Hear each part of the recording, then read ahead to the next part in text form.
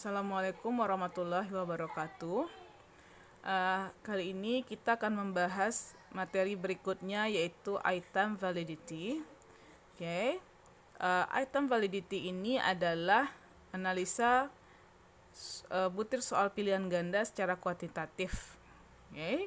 Nah, kemudian relevansinya adalah dapat membantu mahasiswa untuk menentukan validitas tiap butir soal pilihan ganda yang dibuat sehingga tes yang dibuat tersebut memiliki validitas yang baik.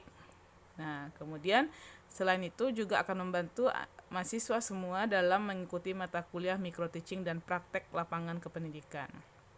Nah, target yang ingin dicapai adalah mampu memahami teori, rumus yang terkait dengan validitas butir soal pilihan ganda serta dapat menggunakan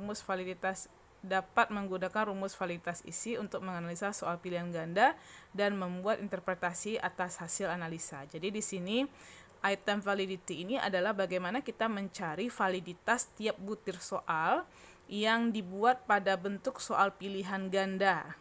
Nah, jadi sebelumnya analisa secara kualitatif sudah kita lakukan, yaitu melakukan content validity, kemudian construct validity, kemudian ada phase validity. Nah, sekarang kita lihat validitas butir soal secara kuantitatif yang dipandang dari lembar jawaban siswa. Nah, kemudian kita lihat di sini sedikit teori.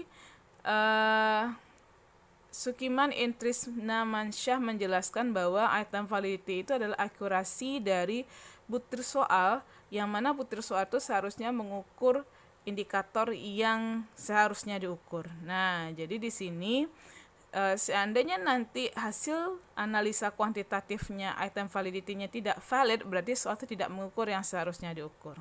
Nah, untuk tidak memperpanjang, kita akan lanjut cara melakukan analisa butir soal secara kuantitatif. Ingat, soal yang akan kita analisa adalah bentuk pilihan ganda.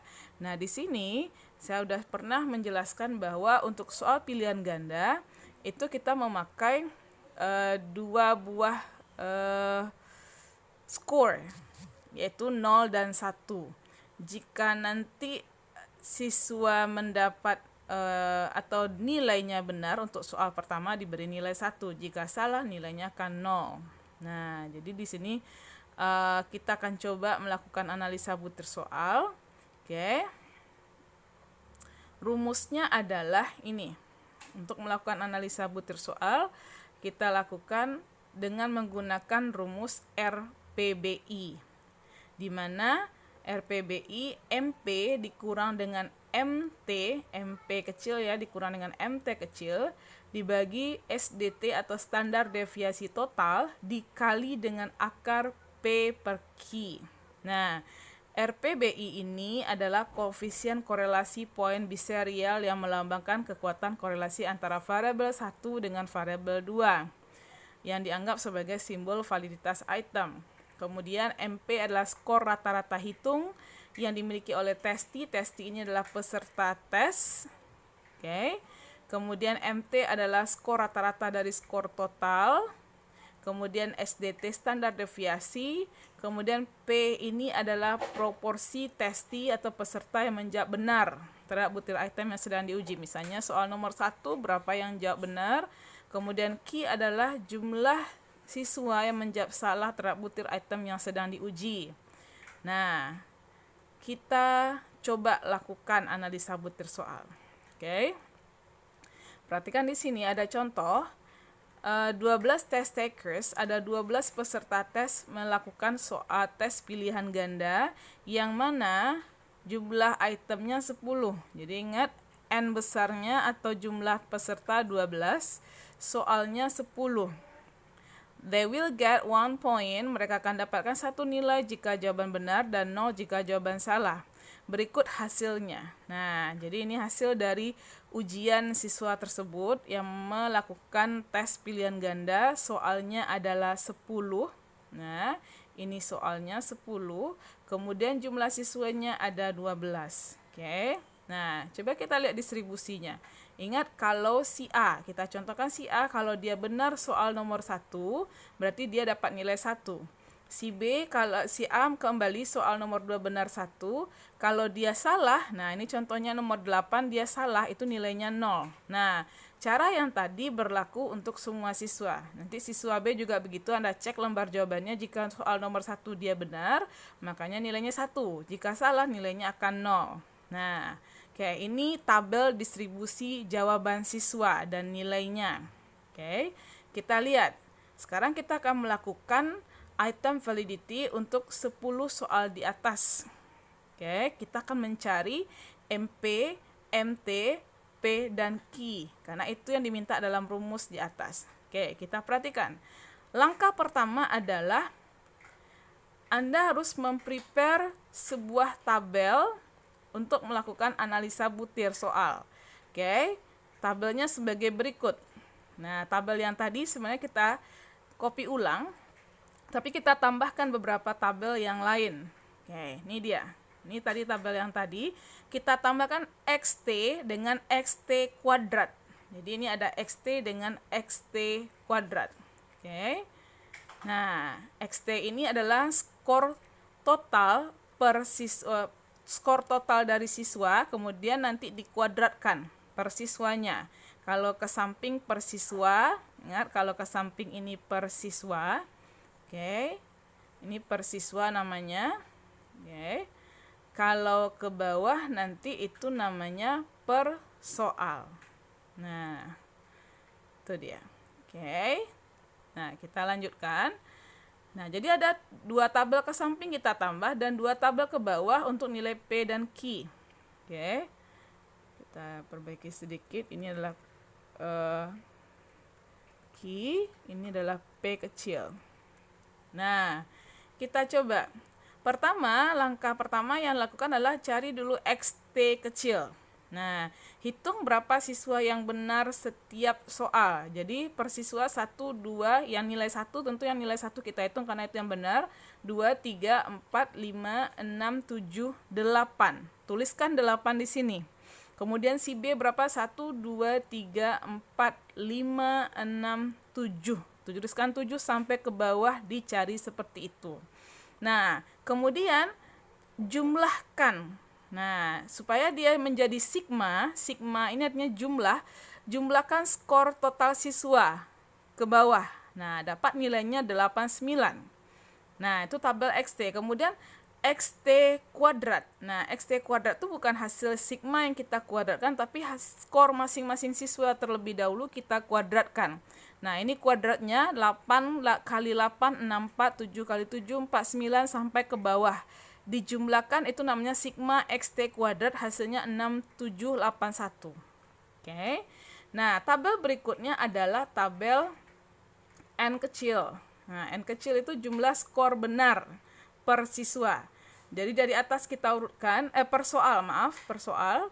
1, 2, 3, 4, 5, 6, 7, 8. Nah, N1 8. Nah, jadi di bawah nanti juga begitu di sini. Oke, berapa dia yang betul? 2, 3, 4, 5, 6, 7, 8, 9, 10, 11. Berarti N2 11. Sampai ke samping, sampai ke soal nomor 10. Berapa anak yang benar menjawab per soal. Kemudian kita cari nilai P dan Q. Oke, P dan Q ini, oke, kita cari kembali. Nah, P ini kan jumlah siswa yang jawab benar per soal. Nah, jadi jumlah siswa menjawab benar per soal ini jumlah siswa menjawab salah. Nah, kita udah dapat tadi nilai yang benar berapa. Untuk soal nomor 1 ada 8. Jadi cara mencarinya 8 dibagi 12. Oke, 8 dibagi 12 ini peserta tes. 8 bagi 12 dapat 0,66. Sementara Q-nya yang benar kan 8 orang. Tentu sisanya supaya dia cukup sebanyak siswa 12, berarti ada 4 orang yang tidak menjawab dengan benar. Berarti 4/12 dibagi hasilnya 0,34. Nah, nomor 2 juga begitu. Yang menjawab benar adalah 11 orang, berarti 11 dibagi 12, hasilnya 0,92. Sementara yang salah 1 orang cuma, berarti 1 bagi 12 sama dengan 0,08. Nah, sampai ke belakang ini diselesaikan atau sampai soal ke-10. Itu langkah berikutnya dalam tabel. Kemudian langkah berikutnya, langkah kedua setelah lewat dari tabel adalah menghitung mean score atau skor rata-rata dari total skor dengan menggunakan rumus berikut. MT sigma XT dibagi N. Ingat sigma XT. Nah, sigma XT kita lihat yang di atas adalah hasilnya 89. Ingat cuma sigma XT dibagi dengan N besar artinya itu jumlah siswa yaitu 12. Hasilnya untuk MT 7,41. Kemudian langkah ketiga adalah menghitung standar deviasi total. Rumus standar deviasi total adalah sigma XT kuadrat dibagi N jumlah siswa dikurang dalam kurung sigma XT dibagi N dikuadratkan.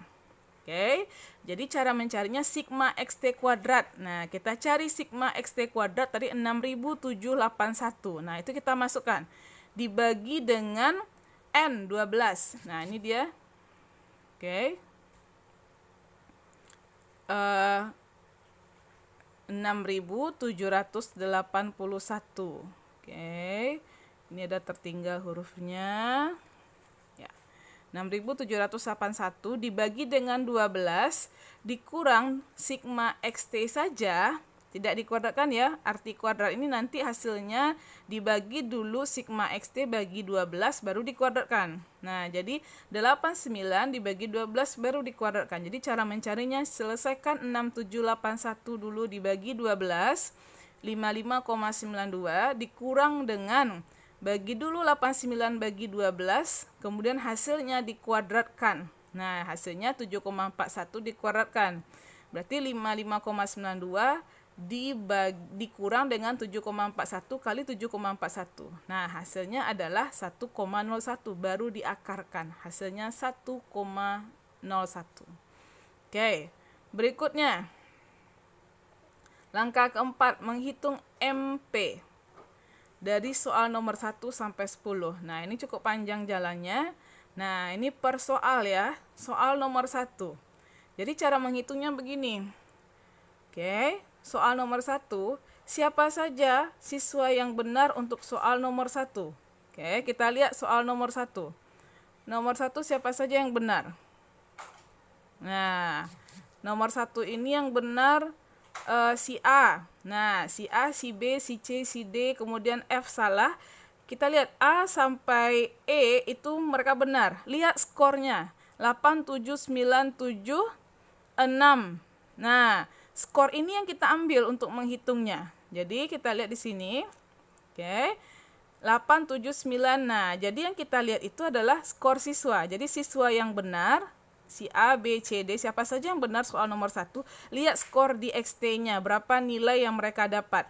Nah, dibagi dengan jumlah mereka yang benar tadi, 1, 2, 3, 4, 5, 6, 7, 8. Jadi dibaginya 8, bukan dibagi 12. Ingat ya, bukan dibagi 12, karena kita menghitung jumlah nilai siswa yang menjawab benar saja.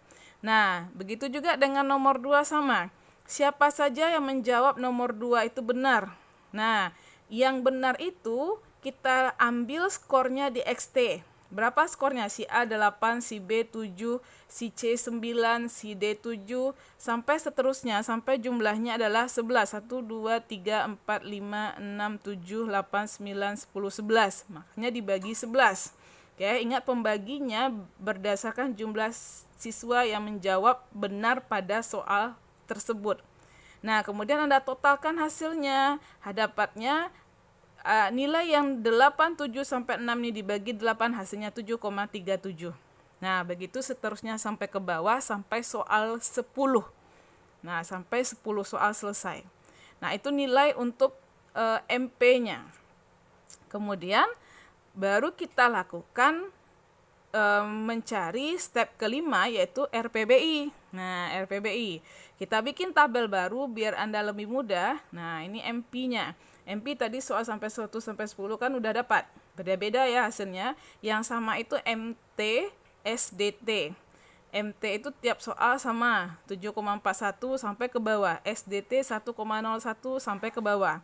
Kemudian berikutnya adalah nilai P dan Q yang kita dapat tadi dari hitungan tabel sebelumnya. Nah, Oke, jadi pindahkan ke sini semuanya. Oke, kemudian masukkan ke rumus RPBI. MP soal nomor 1, MP-nya adalah 7,37 dikurang MT 7,41 dibagi dengan 1,01 dikali dengan 0,66 bagi 0,34. Hasilnya adalah minus 0,041. Nah, ini katanya invalid. Dari mana datangnya 0,707? Nah, kita lihat di bawah. Oke. Jadi di sini datangnya 0,707 dari sini. Nah, itu nilai DB namanya. DB ini diperoleh dari N jumlah siswa dikurang NR. NR itu adalah nilai konstan, nilainya selalu 2. Jadi 10 dikurang 2. Hasilnya adalah 8. Nanti kita lihat 8 itu pada taraf signifikan.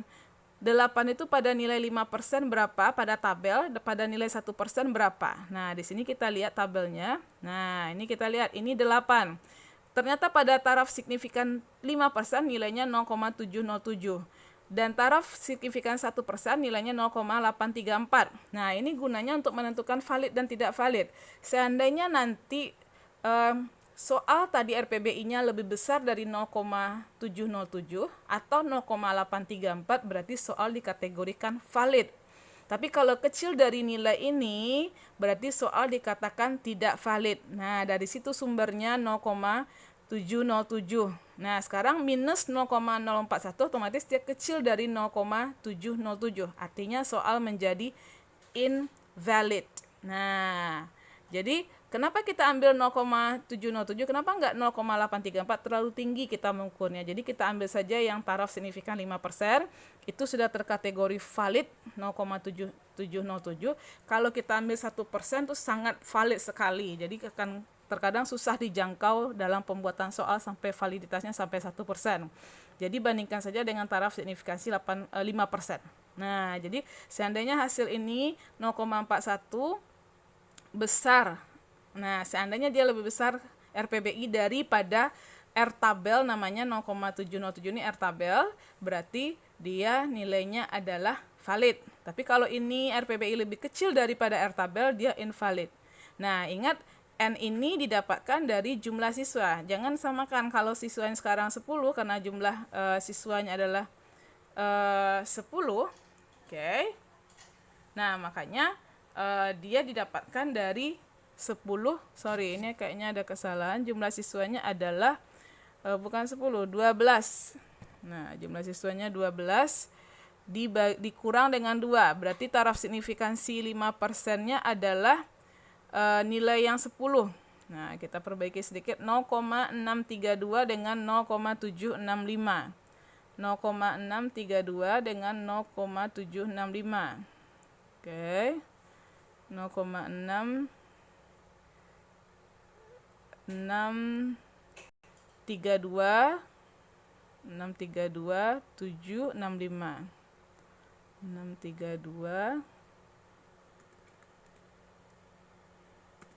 632 765.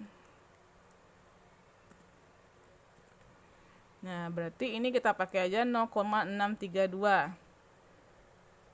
0,632 632 632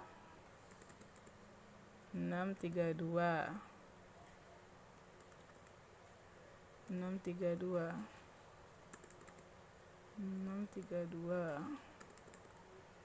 632 632. Oke. 632. Oke, 632. Nah, begitu langkah-langkahnya yang bisa Anda ikuti. Nah, ini kalau ingin melihat rincian langkah per langkah, di sini ada step 1, step 2, step 3. Kemudian ada cara mencari RPBI-nya. Ini cara mencarinya. Nah, silakan diikuti langkah-langkah tersebut. Sekian, terima kasih.